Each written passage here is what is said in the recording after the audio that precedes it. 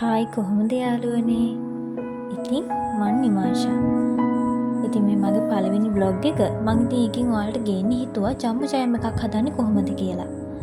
මුලින්ම අපි ජම්බු තෝරගෙන හොඳට හොද ගන්න ඕන. ඒ ජම්බු වල තියෙන කුණු එතකොට කුඹිය මයින් කරන්න. කුඹිය මයින් කරලා හොඳට හොදගෙන දැන් අපි මේ විදිහට පොඩි කෑලි වලට කපා ගන්න ඕන. එයට අයින් කරලා පොඩි කෑලි වලට කපා ගන්න ඕන. පොඩි කෑලි වලට කපාගෙන ඉවරලා අපි ඒක පොඩි ප්ලේට් එකකට දාගන්න ඕන. පොඩියට කපාගත්ත ජම්බෝ කැබලි ටික ප්ලේට් එකකට දාගන්න. ඉතින් යාළුවනේ මේ මගේ පළවෙනි වීඩියෝ එක නිසා මේ ජම්බෝ ජෑම් එක හදන එකේ පොඩි අඩුපාඩු තියෙවි. ඉතින් ඔයාලා හැදුවේ කොහොමද කියලා ඔයාලා හදලා තියෙනවා නම් හැදුවේ කොහොමද කියලා යටින් කමෙන්ට් එකක් දාන්න. මොකද මට හිතෙනවා මේ මං ජම්බෝ ජෑම් එක හදන පළවෙනි අවස්ථාව නිසා මගේ අතිනුත් මිස්ටේක් එහෙම වෙන්න ඇති කියලා. හරි. ඉතින් අපි මේ පොඩියට කපාගත්ත ජම්බෝ කැබලි ටික අපි දාගන්නවා බ්ලෙන්ඩර් කරගන්න. බ්ලෙන්ඩර් කප් එකට අපි පොඩියට කපා ගන්න කිව්වෙත් බ්ලෙන්ඩර් කරන්න ඕන නිසා මොකද ලොකු කැබලි කපා ගත්තොත් අපිට අපහසුයි බ්ලෙන්ඩර් කරගන්න පොඩ්ඩක්. ඉතින් අපි ඔක්කොම දාගෙන දැන් බ්ලෙන්ඩර් කරගන්න යන්නේ.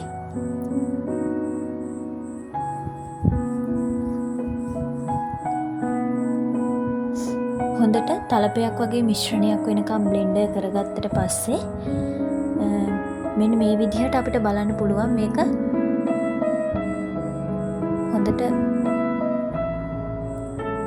කැලි නැති වෙන බ්ලෙන්ඩර් වෙලාද කියලා.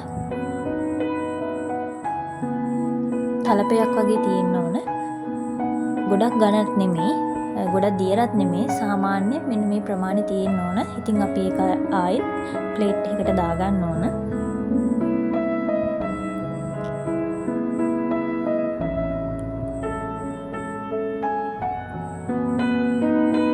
හරි. දැන් අපි ඒ විදිහට ප්ලේට් එකකට දාගත්ත ජම්බෝ මිශ්‍රණය අපි දැන් කප් එකකට දාගන්න ඕන.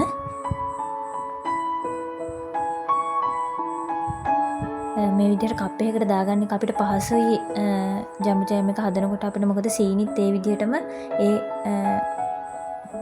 පදම හරියට ගන්න අපිට ඒ දෙකම එකට එකතු කරගන්න පුළුවන්. මේ වගේ සමාන භාජනයකට දාලා මැනගෙන ජම්බෝ ජෑම් එක හදන්න පටන් ගත්තා. ඉතින් අපි මේකට යොදාගත්තේ මැටි වළඳක්.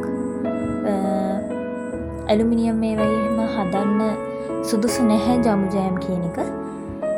දැන් ඉතින් අපි ඒකට පාවිච්චි කරන්නෙත් පොල් කටු හැන්දක්. මේ විදිහට පොල් කටු හැන්දෙන් හොඳට කලවම් කරන්න ඕන.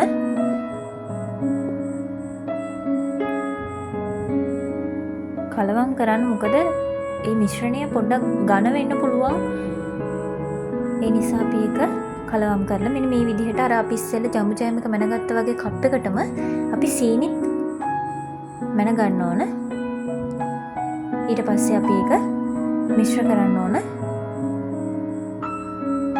අපි හදාගන්න ජම්බෝ ජෑම් එකට මිශ්‍ර කරගෙන අපි හොඳට කලවම් කරගන්න ඕන. සීනි හොඳට කලවම් කරගන්න ඕන. මොකද සීනි දැම්මට පස්සේ අපි ඒක හැඳි ගන්න එක නවත්තන්න හොඳ නැහැ. මොකද ඊට පස්සේ සීනි උනත් ඝන වෙන්න පුළුවන්. දැන් අපි අවශ්‍ය ප්‍රමාණයට ලුණු එකතු කරගන්න ඕන.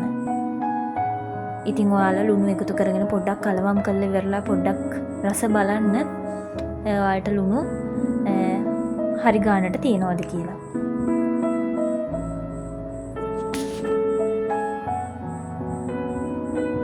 දැන් මේ විදිහට චුට්ටක් බුබුලු දාගෙන ඉනකොට අපි ආයෙත් හොඳට කලවම් කරන්න ඕන.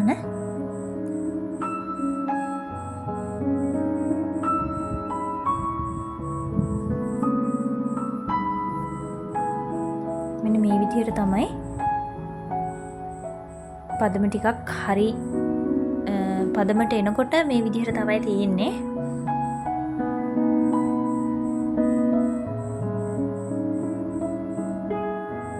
ඊට පස්සේ යාළුවනේ අපි මේකට දෙහි ස්වල්පයක් එකතු කරගන්න ඕන. ගොඩක් නෙමෙයි, ගොඩක්ම පොඩි ප්‍රමාණයක් තමයි එකතු කරගන්නේ.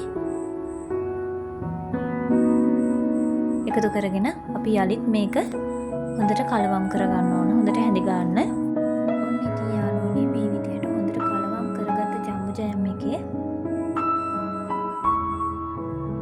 මෙන්න මේ විදිහට තමයි ජම්බු ජෑම් එකේ පදම ඉන්න ඕන. දැන් අපි මේක ලිපෙන් බා ගන්න ඕන. බාගෙන මෙන්න මේ වගේ චූටි භාජනයකට අපිට මේක දාගන්න පුළුවන්. ඊට පස්සේ පොඩ්ඩක් නිවුනට පස්සේ අපි මේක වීදුරු භාජනයකට දාගන්න ඕන. ඊට පස්සේ ඔයාලට මේක දවස් ඔයාලට පාවිච්චි කරන්න ඕන. ෆ්‍රිජ් එකක දාලා ඔයාලට පාවිච්චි කරන්න පුළුවන්. ඉතින්